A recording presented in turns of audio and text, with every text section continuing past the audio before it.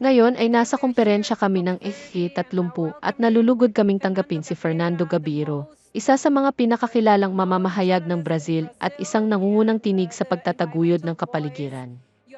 Ikaw ay isang dating kongresista, manunulat, at aktivista ng karapatang pantao na nakatuon sa pagprotekta sa mga mamamayan ng Amazon. Ano ang iyong mga impresyon sa komperensya sa ngayon?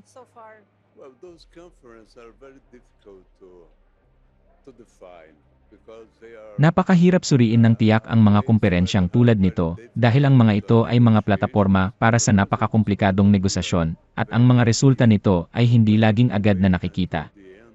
Sa makatuwid, kinakailangang maghintay hanggang sa matapos ang komperensya upang maunawaan kung anong pag-unlad ang nakamit. By the fact that we're doing that in the Naniniwala ako na ang mismong katotohanang ginanap ang CE30 sa Amazon ay nagbigay daan sa ilang positibong pagbabago sa pangangalaga nito.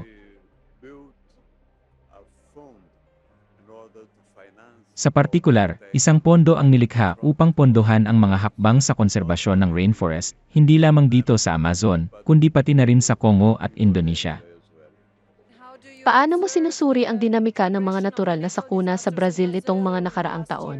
We still have many natural disasters. Sa kasamaang palad, ang bansa ay patuloy na nakakaranas ng maraming natural at gawa ng tao na mga sakuna. The mining field.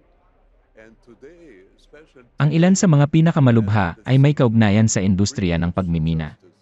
condemning a Brazilian enterprise. Ngayon lamang, isang korte ng Britanya ang nagpasya na isang kumpanyang Brazilian ang may pananagutan sa isang malaking sakuna sa Minas Gerais. Change the law. Naniniwala ako na kailangan nating baguhin ang batas at tiyakin ang proteksyon ng mga taong naninirahan malapit sa mga lugar ng pagmimina. Ano sa tingin mo ang papel na ginagampanan ng media sa pagtugon sa pagbabago ng klima, gayong mas mabilis na nangyayari ang mga natural na sakuna kaysa sa maipapatupad ng mga hakbang ng gobyerno? Well, the role of the media Napakahalaga ng papel ng media dahil responsable ito sa paglalahad at pag-uulat tungkol sa mga seryosong isyong kinakaharap natin.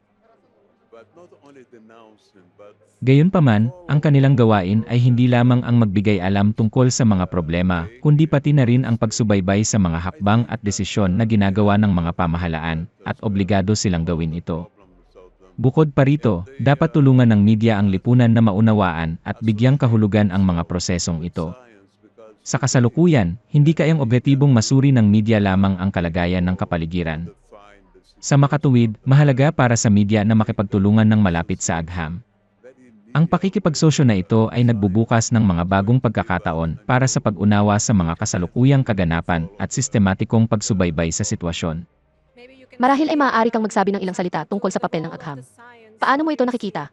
yes, I think that the science is definitely important because without science we did not have Naniniwala akong mahalaga ang agham dahil kung wala ito, hindi sana umiral ang komperensyang ito. of Ang gawain ng dose-dosenang mga siyentipiko sa buong mundo ang nagbigay daan sa amin upang makilala ang pagkaapurahan ng isyong ito.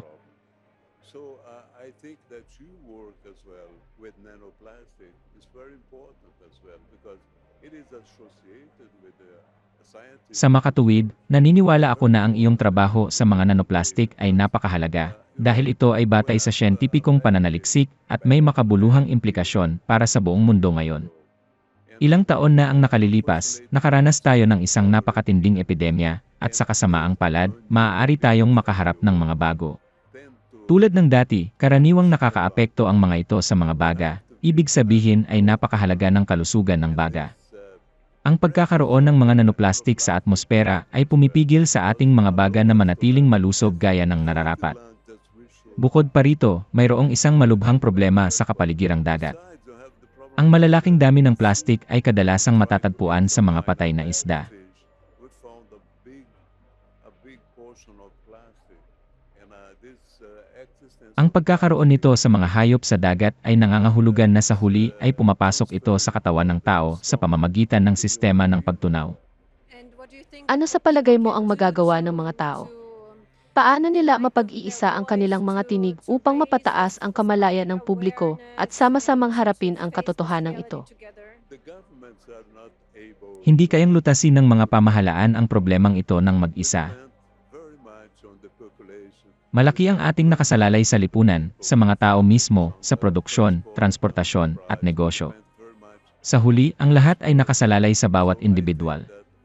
Kaya naman ang kontribusyon ng bawat isa sa atin ay mahalaga sa laban na ito. Salamat!